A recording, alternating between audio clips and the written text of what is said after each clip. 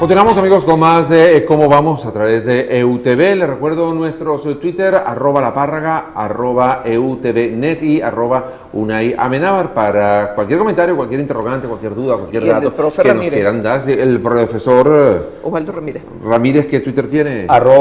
@OSWRAM, Osram.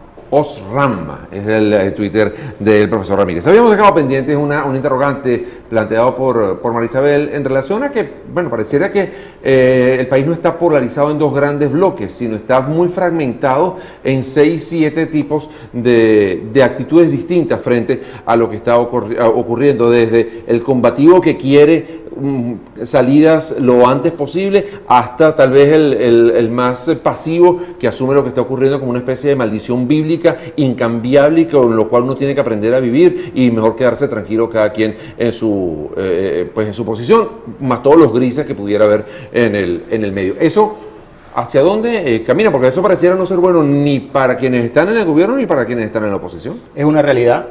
Mientras no haya un sueño común de Venezuela, usted no puede encauzar a toda una población a transitar un mar que está bastante picado y llegar a un puerto seguro. Y eso es lo que uno exige de un líder y de los líderes en un momento determinado. Esa dirección que ponga la mano firme en el timón y que además esa tripulación se mantenga motivada en alcanzar ese puerto seguro. El problema ahorita es que no hay una claridad de puerto y el problema ahorita es que tienes diferentes tipos de tripulación. Desde la gente que quiere unas posiciones muy radicales, desde la gente que acepta y cree convenientes esos llamados centralistas, controladores de gobierno, prácticamente cercenando por completo a cualquier persona o cualquier grupo que pretenda hacer oposición, los grupos radicales de la oposición que dicen calle y desconocimiento y vamos a incendiar cualquier situación, o sea, una salida abrupta del gobierno bajo cualquier condición. Más los chavistas que cuestionan también al gobierno, ¿no? A los que comienzan a cuestionar al gobierno, los que están diciendo, el rumbo que usted me dice, Maduro, no me está gustando. Yo estoy viendo aquí unas señales en las cuales si usted no enmienda parte de la política pública, particularmente la económica, vamos a tener problemas de gobernabilidad en el corto plazo, gobernadores del chavismo que están jugando sus propias agendas, sabiendo que a partir de ahora su liderazgo depende estrictamente de ellos y no del efecto portaaviones que en un momento Chávez tenía a cuesta, también lo que pretendieron con Capriles, con muchos alcaldes y gobernadores, de ser un efecto portaaviones. Sí. Gente independiente que dice, me tengo que ir, ya, suficiente. La salida es el plan B, el plan C, el plan D, a donde sea, pero en este país ya no se puede vivir, y la gente que lamentablemente no tiene los recursos y tiene que resistir, y está en un modo de resistencia, pero individual.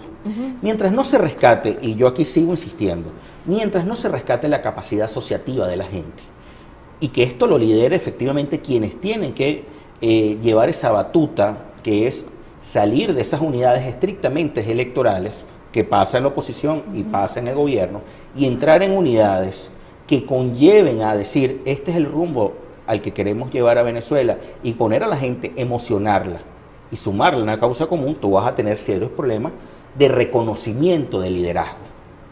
Y cuando tú tienes problemas de reconocimiento de liderazgo, si no hay una conexión emocional con A, B, C, D o E líderes dentro del tinglado de oposición o A, B, C, D o E líderes dentro del tinglado del chavismo. ¿Por qué? Porque ahí hay una realidad también. En este país de Venezuela post-Chávez es una recomposición de poder en todos los niveles, con una señal clara, el ciudadano indefenso. Ahora, fíjate, hay una cosa que me preocupa, ese deseo de aglutinar en torno a una causa común. Y de pronto cuando estaba diciendo, recordé las Malvinas, que fue un intento también de la dictadura argentina en su momento de buscar un enemigo externo, plantear una guerra para de esa manera tratar de unificar a todo el país, o que sea pues el eterno villano de las películas latinoamericanas, que es el imperio de los Estados Unidos, o no sé, tal vez alguna situación limítrofe, tal vez con Colombia, con Guyana, con cualquier otra región. ¿Estaría planteado o podría pensarse en la aparición de uno de esos eventos pero mágicamente construidos? La están planteando como por parte del gobierno, ¿no? Bueno, de quien tiene el poder de plantearla. ¿Eso pudiera ocurrir? Para mí dos cosas, y lo voy a mezclar con una pregunta que quedó en el aire que tenía que ver con el diálogo. Si yo no estoy en la capacidad, si yo no estoy en la posición de perder poder y mi poder se ve amenazado, yo no tengo necesidad de dialogar, yo no tengo necesidad de negociar, porque yo no tengo nada que ceder. Ahora, si yo estoy en una posición de amenaza clara, yo voy a tener que sentarme a ceder en algunas posiciones. ¿Eso qué significa? Que si bien el país está totalmente articulado, con el fragmento que yo en este momento domino, sobre el cual tengo ascendencia, sobre el cual hay reconocimiento de liderazgo, pareciera que es suficiente para mantener el poder y el control del país, al menos en lo aparente. ¿Qué sucede? Si a esto, derivado de la crisis económica que estamos viviendo, y pinto un escenario temporal, imagínense que lamentablemente la producción de PDVSA no es suficiente y conlleva a que no se puedan aportar en el mismo caudal que venía haciéndose previamente los ingresos para las misiones sociales y venga una bajada en las asignaciones, una bajada importante de recursos en las asignaciones para las misiones sociales, entrega de casas, ingreso de nuevas personas a la misión de adulto en amor mayor, etcétera. No es un escenario descartable. No es un escenario descartable, es un escenario que tiene muchas probabilidades de suceder, visto el panorama político que hay, el panorama económico. Tú dices, wow, gente que me apoyaba a mí y que era patria o muerte conmigo, al acabarse esa relación de dependencia, puede decir, brinco hacia la otra opción. Problema de brincar hacia la otra opción. No hay en este momento quien me esté ofreciendo una mano, que me esté lanzando esa cuerda para yo agarrarme ese salvavidas y decir, y migrar de una posición, de un bloque político a otro. Claro, y si lo que predomina también son los sectores más radicales, esa cuerda no pareciera que va a ser la cuerda que va a encantar a los que quieren saltar de este lado para el otro, ¿no? Y lo que ha estado, yo creo que lo que ha estado marcando en estos, por lo menos estos últimos 15 días, la política ha sido posiciones bastante radicales. Ahora, estamos caminando la senda de las hipótesis y de la especulación de alguna manera. Algo hay que caminar. Claro, pero hay que seguir caminando, pararnos jamás. Sí, nunca. Pudiera pensarse, como ha ocurrido en otras circunstancias y en otras condiciones, vinculaciones que se establezcan puentes entre grupos radicales de un lado y del otro de cara a salir del equipo que hoy está gobernando el país. Mira, ¿pudiera pensarse en algo de eso? Gente radicales de izquierda, por llamarlo de una manera, con radicales vinculados con la oposición.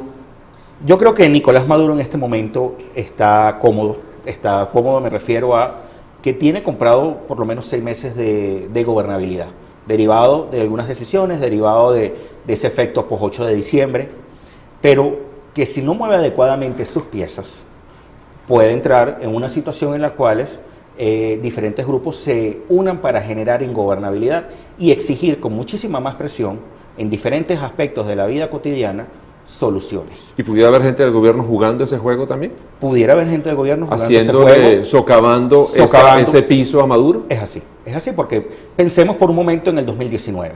En el 2019 o 2018, cuando comience todo el periodo prepresidencial, tanto del lado como del otro, va a volver a funcionar desde el fondo de mi corazón. Yo les digo que por favor voten por Maduro. Hugo Chávez como comodín electoral, le queda solo una carta por jugar, y es que el Partido Socialista Unido de Venezuela pasa a ser el Partido Chavista de Venezuela. Pero ese efecto postelectoral, ese efecto emocional que podía causar Chávez, prontamente se puede agotar. Difícil, sí. Ahí viene la gran pregunta: ¿quiénes compiten para el 2019 y qué actores y qué grupos van a decir, me toca a mí? Es mi hora, porque ya este señor y este grupo no le corresponde. ¿Cómo llegamos a esa fecha, no? El tema es ese, ¿no? De aquí, en medio de este desierto económico, pensar en el 2019, bueno, hay que tener bastante imaginación cómo vamos a estar de aquí a allá. Le dejo pendiente una pregunta luego de la pausa. El tuitero Tony de Jesús dice: los líderes opositores deben ponerse las pilas y marcar el rumbo a seguir.